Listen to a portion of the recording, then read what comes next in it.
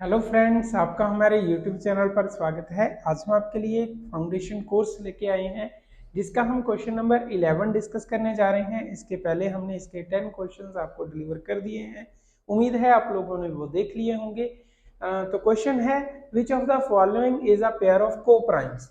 अब coprime numbers क्या होते हैं और पेयर ऑफ कोप्राइम क्या होता है, कहने का मतलब ये कोप्राइम नंबर्स वो होते हैं जिन दो नंबर का जो HCF है वो क्या होना चाहिए, HCF of that two numbers is equal to 1 होना चाहिए।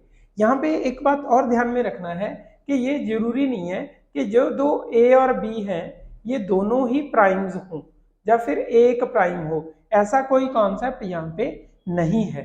तो को प्राइम्स का मतलब है कि जो दो नंबर्स जिनका HCF 1 है उनको हम को प्राइम बोल सकते हैं। तो आइए बात करते हैं इन पेयर्स की। जैसे यहाँ पे 14 है और 35 है।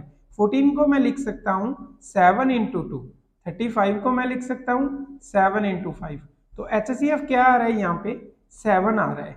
तो कहने का मतलब ये कोप्राइम का पेयर नहीं है।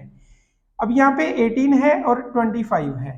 18 और 25 दोनों एक ही टेबल में नहीं आते, तो यहाँ पे जो HCF है वो 1 होएगा। कहने का मतलब पेयर ऑफ कोप्राइम्स ये है। बट इन आगे की जो ऑप्शंस है उनको भी हम चेक कर लेते हैं। जैसे ये 93 है, ये 31 का मल्टीप्लाई है, तो 31 इंटू 3 है, तो यहाँ पे जो HCF आ रहा है वो 31 आ रहा है। तो ये भी पेयर ऑफ कोप्राइम्स नहीं है। 32 और 62, 32 को मैंने लिखा 2 मल्टीप्लाई बाई 16, 62 को मैंने लिखा 2 मल्टीप्लाई बाई 31। तो कहने का मतलब यहाँ पे जो HCF आ रहा है वो 2 आ रहा है, पर हमारे पास जो पेयर ऑफ कोप्राइम्स के लिए HCF चाहिए था वो 1 चाहिए था। कहने का मतलब ये भी पेयर ऑफ कोप्राइम्स नहीं है। तो ऑप्शन इज 18 एंड 25। जो बात मैं यहाँ पे डिस्कस कर रहा था, यहाँ पे 18 और 25 ये दोनों प्राइम नहीं है, बट ये पेयर ऑफ कोप्राइम है। तो pair of coprime is the pair of that numbers whose HCF is 1।